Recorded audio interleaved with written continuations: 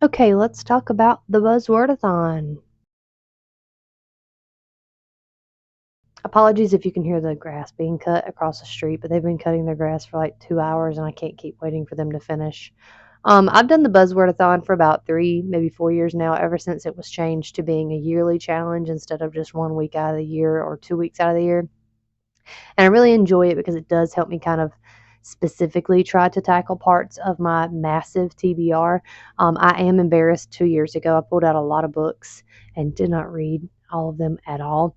And then last year, I prioritized Owl Crate books and books that I have physical copy of because I'm trying to get stuff out of this house. And if I don't read it, I've got this FOMO. Like if I donate this book, and what if it had been a favorite? It's very unlikely to happen, but still.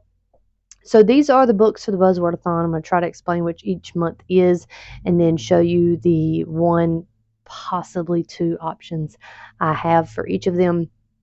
And just know that I haven't even looked up to see if any of these have audiobooks. Typically, I like my Buzzwordathon to have a physical and an audiobook copy I have access to because it makes it easier to get it read faster.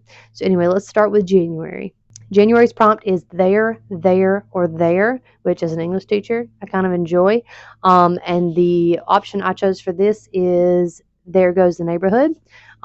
This is an ARC, but I have a couple of copies of this in my classroom library, and I would just like to be able to honestly recommend this to kids. So I think this will be kind of cool to read for January for there, and there. February's prompt is positive words, and so I chose the Owl Crate edition I have of Divine Rivals because divine is a positive word. It's actually kind of funny. It's like an oxymoron, divine rivals, because rivals is not a positive word. Anyway, I've heard good things about this, and I need to read through my Owl Crates, so there it is. That's February. For March, the prompt is character names. So the character's name needs to be in the title. So I've chosen Ramona Blue for this. I've heard of this before, but never had a chance to read it. So that'll be for March. April is nature words. So earth, sea, air, dirt, breeze, branch, tree, leaf, that kind of stuff. I chose my Alcrate edition of Skin of the Sea. I think that'll be a pretty good one for April. It's actually a lot shorter than I thought it was going to be. Oh, look at those fold edges. Love to see it. And that is definitely a backlog, so I need to get that out of the way. So that Skin of the Sea for April.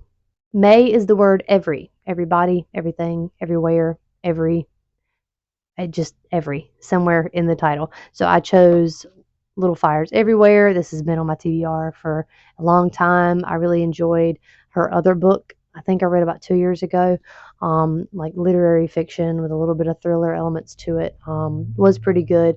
So Little Fires Everywhere is for May, for the prompt of every. June is repeating words, and the way the prompt is explained, it's not necessarily like it has to be the same word, but it almost has to be parallel structure, is what you call it in grammar, where it's got like the noun and the verb need to be in the same spot. So it sounds like it's an echo or a repeat. Just go watch the video. Go watch the video where she explains the prompts. And I just got lucky because I did pick one that was 2 words. I'm doing Tommy Orange's There because that's repeating. It repeats the word there. I could also technically read that one for January, so that's pretty cool. But anyway, that is for June. Repeating words is there. July is measurements, so like inches, length, height. Uh, I don't know. I chose Lake's Edge. It's an Owl Crate book, and edge feels like a measurement to me, like you have a straight edge. So this is for measurements. For August, it's the word like,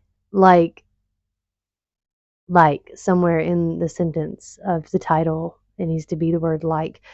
I'd like to read Don't Want You Like a Best Friend. I've pre-ordered it, and if that comes in, I'll read that for August. But if it does not come in time, I can't remember what the pre-order date is now. I have Just Like Home, so I'll probably read this one. But I do have 2 options for that month because I really do want to read Don't Want You Like a Best Friend, but I can't remember when that's supposed to come in. I'm so sure it'll be in by then, but who knows? I think it's a February release, but we'll find out when it gets here randomly. For September, it's senses, and it's not just like eyes, ears, nose, tongue, hands, things like that. It's stuff you do with your the five senses. So I chose watch over me because you watch with your eyes. And I've been meaning to read this, so I might as well. For October, it's relationships. So there should be a relationship word in the title. And it's going to make sense when I show you the option. I'm doing The Wife Upstairs by Rachel Hawkins. So, wife is a relationship title. The Wife Upstairs. November is the word only in the title. And I have another owl crate, thank God. Only a monster. Only a monster. And the last one for December is holiday words.